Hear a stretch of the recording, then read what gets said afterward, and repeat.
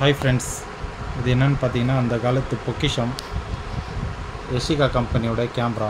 நான் இது ஓப்பன் பண்ணுறேன் பாருங்கள்.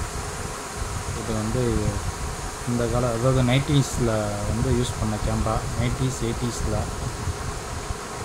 இப்போ இது வந்து எப்படி யூஸ் பண்ணுறதுன்னு நான் சொல்கிறேன். இது வந்து மேலே இருக்கிறது ஃப்ளாஷ் லைட். இது பண்ணோம்னா ஃப்ளாஷ் லைட் மேலே வந்துடும்.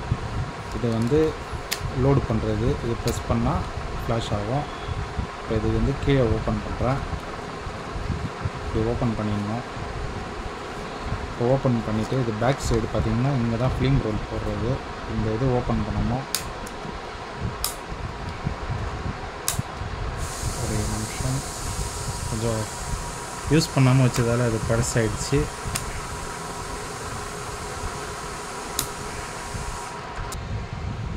இப்போ இதை நான் ஓப்பன் பண்ணுறேன்.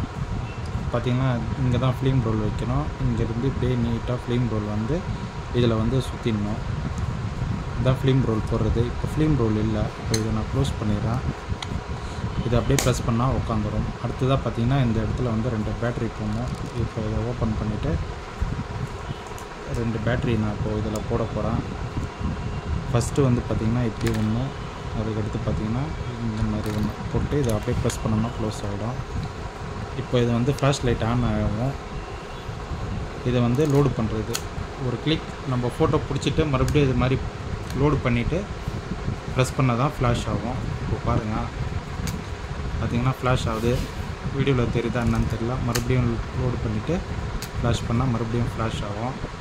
இது பார்த்திங்கன்னா எங்கள் டேடி வந்து ஃபாரின்லேருந்து எடுத்துகிட்டு வந்தார். கிட்டத்தட்ட இது ஒரு 38 வருஷமாக இருக்குது.